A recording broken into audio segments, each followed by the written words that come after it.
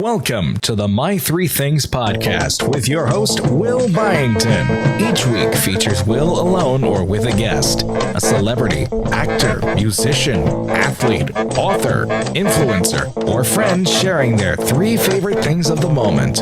What they are watching, reading, listening to, interested in, or enjoying. Hopefully turning you into your new favorite thing. And now, here's your host, Will Byington.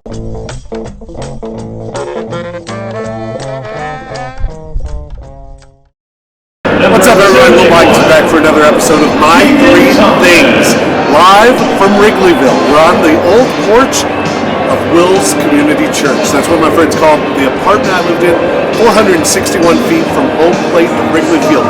I lived across the street for 12 years from Wrigley Field. Baseballs would hit my building during batting practice, and we had some pretty epic parties here on the porch. One of my great friends I met right here on the porch at 3625 Sheffield, right across from the right field foul pole. My good friend Erik Severinghaus. Erik, what's going on, buddy? Well, I think we met on this porch many years ago, so many back that I don't even remember how far back it goes. But boy, is it fun to be back here in the sunshine, listening to a Cubs game and having a good time. It's a beautiful day out here, beautiful day in Wrigleyville. Summer, Memorial Day weekend. Summer is upon us. We did meet through the Cubby family, our bleacher crew. And yes, many beverages shared right here on the porch across from Wrigley. As you may also remember, this is the 3-year anniversary of my favorite photo that you've ever taken, which was the photo of me throwing out the first pitch at a Cubs game. And that is exactly why we are here. 3 years ago, you threw out the first pitch. 1 week prior, you had summited Mount Everest. That's right. And that's why we're having you on My Three Things. Scale Your Everest, How to Be a Resilient Entrepreneur by Erik Severinghaus. Out, available now everywhere you can find books. I will share the links in the podcast along with it. Tell us a little bit, before we get into your three things of the moment, tell us a little bit about Scale Your Everest. Yeah, thanks, man. About 12 years ago, I started a company called Simple Relevance, and I'd been an entrepreneur before. I'd had some successes, I'd had some failures and learning experiences, and what I found was that the journey was much more difficult for me than I expected. I ended up, without getting too dark on what is generally a very light kind of podcast, but in the spirit of being authentic, I ended up in some very dark places personally. I ended up just really more challenged through the process than I expected. And what I realized was I couldn't find good advice in the entrepreneurial literature to help me figure out why I was struggling so bad. There's a lot of bad advice out there. There's a lot of people saying, do more faster, just hustle harder, just keep grinding and it'll all work out. And the reality is that doesn't work for most entrepreneurs. And I think in many cases it's actually counterproductive. And so what I really wanted to do was to write a book that I wish someone had given me when I was going through some of my dark periods. And so the book is really about how to build mental resilience, how to do things that are stressful and difficult and challenging, do things that cause you to go way outside of your comfort zone, and yet to be resilient to kind of the mental and emotional challenges of it. It's certainly not the story that we're told on TV and in movies and in many podcasts and things like that. There's oftentimes this what I call like the Rocky montage scene, right? Of like, it was hard for like a week, and I had to just keep going. And what nobody says is it can be hard for weeks, it can be hard for months, years. There's no guarantee it'll ever work out. And so nobody really gives good advice, I don't think, about how to be, again, resilient to the ups and downs of those challenges. And that's really what I tried to do. I field tested a lot of the research that I did on the slopes of Mount Everest, and I found that it was critical to help me make it to the highest point in the world. And so I went up there with a W flag, and because I took the iconic Chicago Cubs W flag to the top of Mount Everest, the Chicago Cubs were kind enough to invite me to come throw out a first pitch, and you were there with me as that happened, buddy, which I really do appreciate. I'm going to add that photo in. So same thing, starting a business and climbing Everest. You're saying it's not just a walk in the park? That's not. But I think people know that climbing Everest is hard. What I think surprises people is when I tell them that climbing Mount Everest is the second closest that I felt like I was ever going to come to dying. And the first was being an entrepreneur. How long did it take you to climb Mount Everest? It was 10 weeks all through the entire thing. So I spent 10 years preparing, I spent 10 weeks climbing, and I spent 10 minutes on top of the world. That's incredible. Yeah. Incredible. Yeah, I was curious, how come you stayed here to take a photo of me at Homeplate rather than coming up Everest with me to take a photo up there? You know, I had to do the selfie up there by myself. That man. was I needed you a with little me. geographically undesirable, a little tough. I didn't want to, embarrass everybody with how quickly I would scale Everest. So, I leave that to the professionals.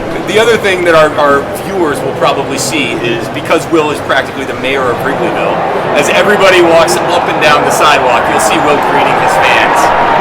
There's a lot of it. It's good to be back. I definitely miss hanging out on the porch on a beautiful day. Memorial Day weekend, the sun is out, it's heating up, summer is upon us. So let's get into why we're here before we get back to drinking beers and hitting up our favorite spot on the street, Murphy's. It's okay to keep drinking beers while we're doing this, yes, right? Yes, okay. of course. All right. Thank goodness. So tell us my three things, what you're listening to, what you're reading, what you're watching. It could be one of each, or it could be all three things you're watching. It could be whatever. My three things, the whole idea with the podcast is to share a little joy, share a little happiness in these crazy times, turn people on to hopefully their new favorite thing. What's number one Yes. on my three things? So number one is Yellowstone. Have you watched the TV show Yellowstone on Peacock yet? I think I watched one or two. It's Kevin Costner. Kevin Costner. Yeah. So it reminds me a little bit of what's the show on HBO with the family with Macaulay Culkin's brother? Succession. Succession. Reminds me a little bit of Succession, but out west, like set on a ranch.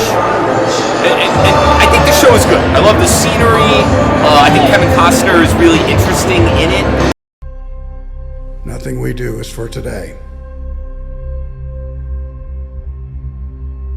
Ranching is the only business where the goal is to break even. Survive another season.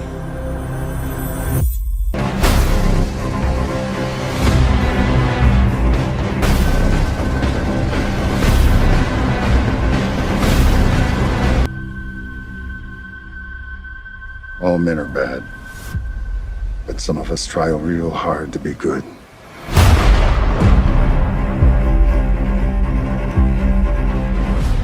But what I really love is the music and the soundtrack to it. There's a number of singer-songwriters. So Ryan Bingham, I think you and I have actually been to a Ryan Bingham show together. Awesome. Ryan Bingham is actually a recurring character in the show and plays a really interesting kind of cowboy character. They've got great music in there from the likes of the Turnpike Troubadours, Jason Isbell, and just a lot of great sort of Americana, alt country singers. In the third season, there's actually this amazing scene that I think they ripped out of My Life, which is where there's three people sitting in a truck and they're talking a little bit about music.